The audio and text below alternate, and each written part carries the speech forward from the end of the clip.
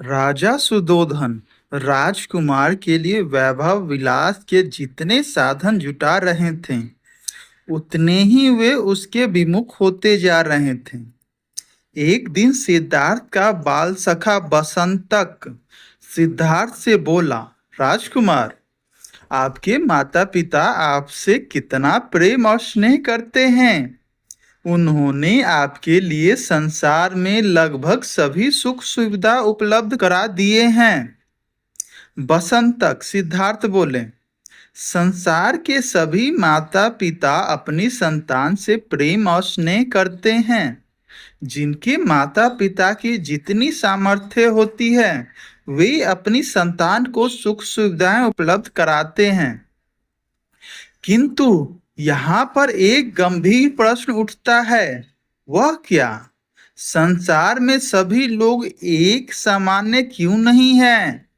किसी के पास धन की मात्रा इतनी अधिक है कि वह इसे कहाँ खर्च करें, नहीं समझ पाता, जबकि दूसरी ओर किसी के पास इतना भी धन नहीं है कि दो रोटी जुटा सके।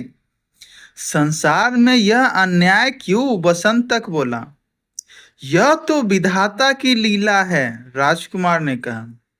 यह कहकर बसंतक तो मौन हो गया, किंतु राजकुमार सिद्धार्थ गहरे सोच में पड़ गए। राजकुमार सिद्धार्थ संसार के सभी वैभव विलास के प्रति विरक्त का भाव रखते थे। यह देखकर राजा सुधोधन चिंतित हो उठे। उन्हें असीत ऋषि और राजा ज्योतिषी की भविष्यवाणी याद आने लगी।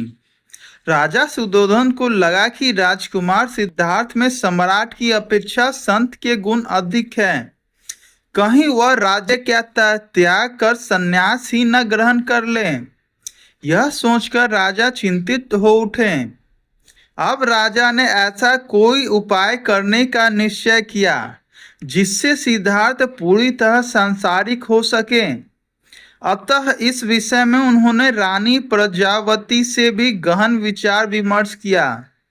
कुछ समय पश्चात रानी प्रजावती बोली, महाराज, राजकुमार सिद्धार्थ को सामान्यतः वैभव विलास की कोई भी सामग्री अपनी ओर आकर्षित नहीं कर पाई। अब अंतिम अस्त्र के रूप में केवल एक ही उपाय है। कैसा अंतिम अस्त्र और कैसा उपाय महारानी?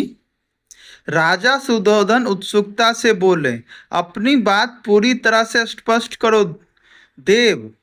अब राजकुमार युवा हो चुके हैं। यदि हम उनका किसी सुंदर राजकुमारी से विवाह कर दें तो वह उसके सौंदर्य पास में जकरा जा सकता है। कदाचित आपकी बात ठीक लगती है महारानी।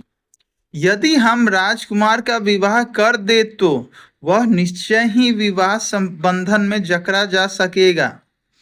तब शीघ्र ही राजकुमार के विवाह हेतु स्वयंवर का आयोजन कीजिए महाराज। हाँ अवश्य, हम ऐसा ही करेंगे। कहते हुए राजा सुधोधन के मुखमंडल पर दृढ़ता के भाव छा गए।